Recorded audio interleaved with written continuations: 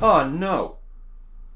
I spilled the tea. What's going on, folks? Zach from Uchu Shelf here. Welcome to the final Uchu Shelf video of the year and the decade. If you haven't already, don't forget to like, subscribe, comment, share. All of your support shows me that you guys want more manga-related content, and it honestly gives me the energy and drive to create it for you guys. Now, as you may have guessed from the title of this video, we are going to talk about gatekeeping in the anime and manga community. Now, I've wanted to make this video for as long as I've created anime and manga content. Originally, it was going to be a post on the original Uchu Shelf blog. I also pitched it to a couple of websites I was writing for at the time, and it was turned down. But now that I have this channel, I think this is probably the perfect platform to talk about it. So, without further ado, let's get into it.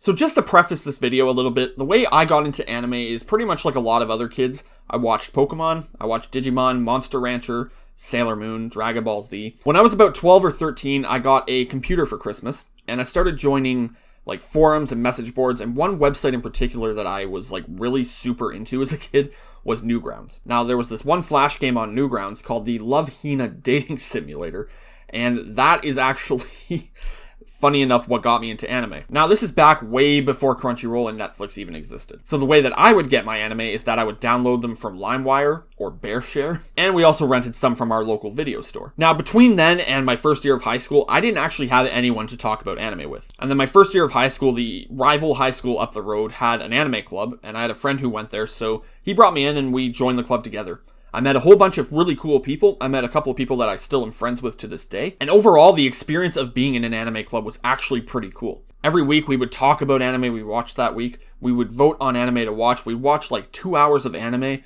and then just go off on our separate ways. And one cool thing about the anime club is the teacher who ran it himself was an anime fan. And he would tell us stories of like the olden days of anime fandom. One week he actually brought in his Evangelion fan sub VHSs, which are really, really cool. Now, being this socially awkward, nerdy kid who didn't really talk to a lot of people to begin with, this anime club was kind of a safe haven for me to kind of be open about my interests. And one day, there was a group of people that I'd never talked to before, but I overheard them talking about Love Hina, and I walked over and I said, well, actually, no, you guys are wrong.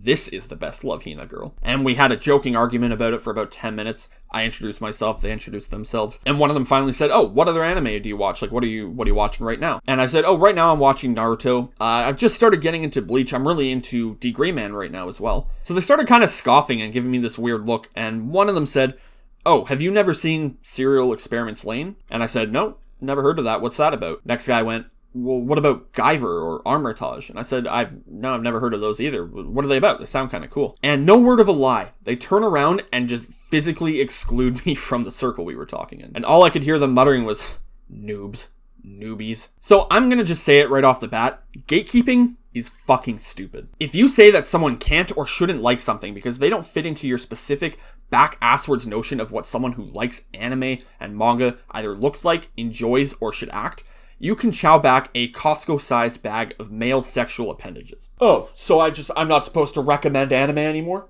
I'm not supposed to tell anyone that their favorite anime is shit? I mean, no. You shouldn't degrade someone for liking something you perceive as objectively bad. And we're not talking about the technical differences between, say, a 12-episode anime and a long-running shonen. There's obviously a objective technical difference between those two different types of series. But when it gets to the point where you're degrading someone for liking something you don't like, you have to kind of take a step back and go, maybe it's me that's the asshole. And the funny thing about anime gatekeeping is it always comes from the same people who think these are the only anime to ever exist.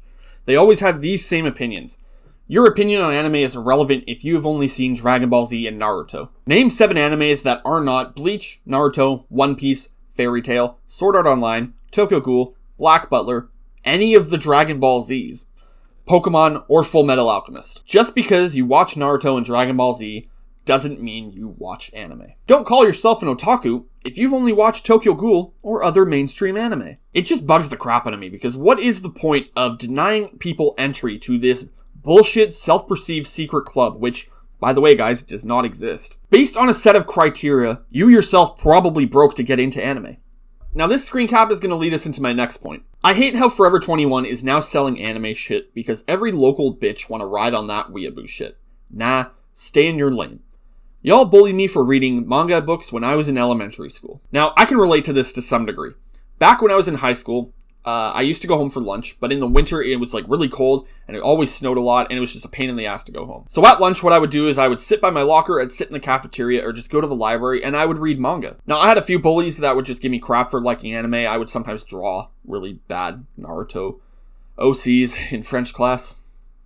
But one girl in particular was a couple lockers down from me every time she saw me reading manga, and she would come over and she would pluck the manga out of my hands and start flipping through it and just making fun of me for it. And she did this every time she saw me. And she wasn't just like jokingly like, haha, you're reading manga about it. She was like full on, you are a fucking loser. Now, the reason I bring her up, and I'm not going to name her, is that back from where I'm from, she's actually now a well-known local cosplayer who, if you haven't guessed it, cosplays anime and manga characters.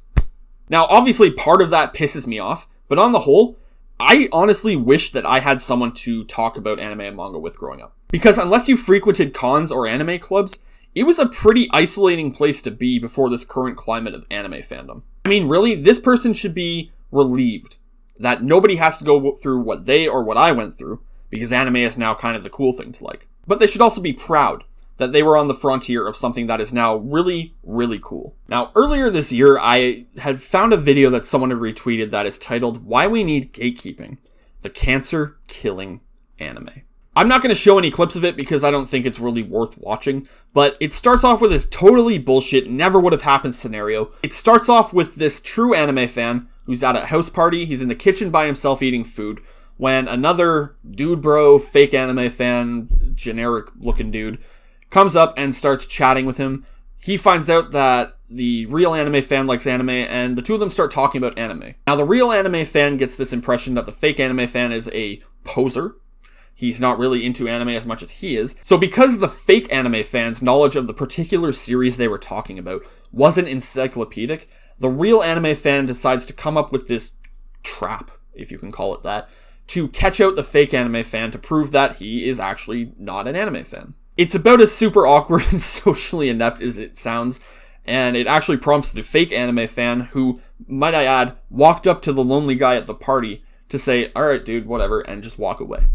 Now, by the end of the video, I had to go to the optometrist to get them to roll the eyes out of the back of my head. But I tapped out specifically at a point about 5 minutes into the video where the narrator says, it holds true across all forms of media that becoming a true fan of something requires work. Now, I wholeheartedly hope this video is satirical because no, enjoyment of media does not require work. Becoming a true fan is not contingent on knowing absolutely every fucking detail about every single show or comic or book in an entertainment franchise. Being a true fan isn't denigrated by where you watch something such as Crunchyroll or Netflix, and it certainly isn't this collective value based on the amount of time you sink into it. To put it simply, if you've only watched a few shows and you really enjoyed them, you're an anime fan.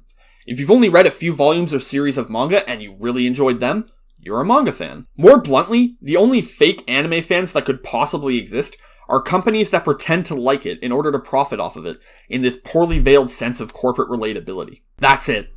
Not the kid who only ever watched Dragon Ball Z and Naruto, not the guy that only ever watches shonen, and not the person who is really into anime and their characters because they want to ship their bishies, if that's still a thing. One could argue that those with such a stick up their ass about fake anime fans are themselves fake anime fans, because they could have used that energy put into gatekeeping and being a generic pain in the ass, and actually, I don't know, watched and read anime and manga. Because honestly, if you are part of a fandom and you're more worried about normies cramping your style, you should probably honestly give it a break and just get another hobby. All of this boils down to the basic principle of don't be an asshole. Nobody has any right to exclude anybody for whatever reason from just liking something. It is for everybody. If you want to enjoy something and someone says, you don't look like the kind of person who could enjoy that, just ignore them. They're wrong. There's no other way to put it. So next time someone tries to gatekeep you and tells you something along the lines of, you don't know every soldering pattern from the RX-78-2 Gundam? There's no possible way you could be an anime fan. Just hit them back with, honestly dude, who gives a flying fuck?